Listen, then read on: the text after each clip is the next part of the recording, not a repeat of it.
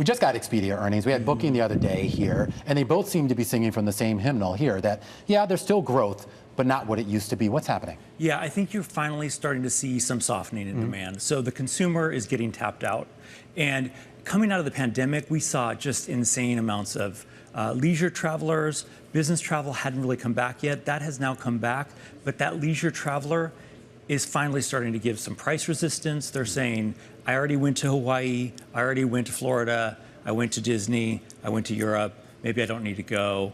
So we're starting to see some rationalization in the travel space. And we also, I mean, just a couple of weeks ago, we got the earnings out of the airlines themselves. And I think most of the major ones, certainly United, Delta, and American, kind of alluded to this, that they were seeing that some of their projections for the summer probably weren't going to be met. Their earlier projections for the summer weren't going to be met. Is this temporary, or do you think this is going to ride out through this year and maybe into next? I think the key here is that we're returning to normal. So you're also getting the airlines, especially getting capacity back up. So they have more seats available, so they don't have the pricing power that they may have had 1 or 2 years ago. So that's what you're starting to see. So you're seeing some resistance from consumers. You're also seeing more capacity, and you're seeing a normalization of demand, and all that's combined. When are we going to see more deals, Clint? Because I think that's what everybody wants to know. Asking for a friend. You are seeing deals right now. Like you could not 2 years ago. You could not have gone to Paris last minute for $500. I'm routinely seeing flights under $500 round trip to Europe.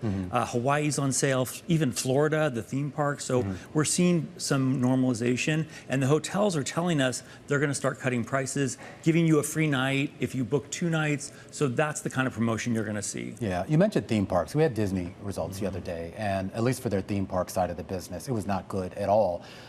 I know that that's always been an expensive vacation for families, but it's one of those vacations, if you have kids, you kind of have to do at some point in your life here. Do you think that we'll see Disney, Universal, some of the other big theme park operators also start to compete a little bit better on price? I think what you're going to see is special offers. You're not going to see cheaper tickets necessarily, but you'll see where if you stay at a local hotel, they'll give you a 3rd night free, or maybe they give you a food pass or a restaurant free meal or something like that. That's the promotion you're going to be seeing.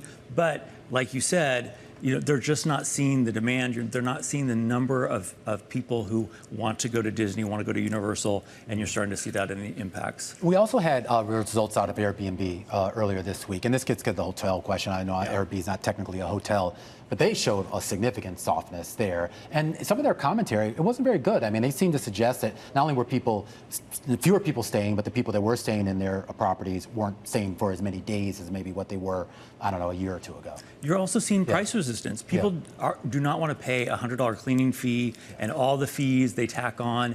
And I think for a while, Airbnb was a bargain. That hasn't been the case for some time. So people are aware of that.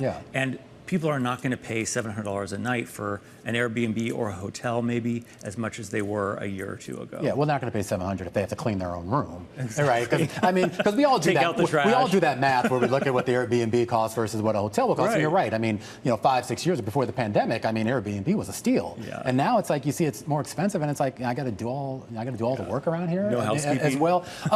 Give me a sense here too. Like, I mean, are there certain regions or certain routes and destinations that maybe are going to be a little bit more favorable to travelers in terms of cost and availability? Absolutely. So if you've wanted to go to Hawaii, I just wrote about Maui today. It's the year anniversary of the fire that tore through there. Demand is down 25% for Maui.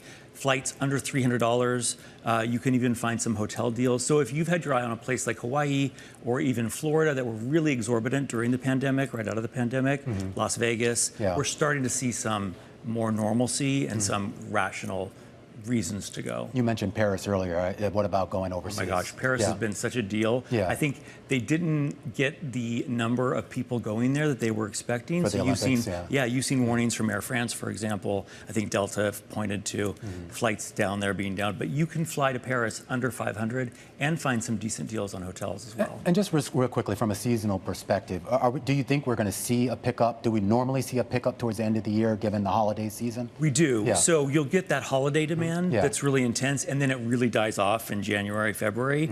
But for fall, if you can travel during the fall, you'll save 25 to 40% a lot of times on flights and hotels, and it's off season, so you're not dealing with the crowds. So I love shoulder season travel.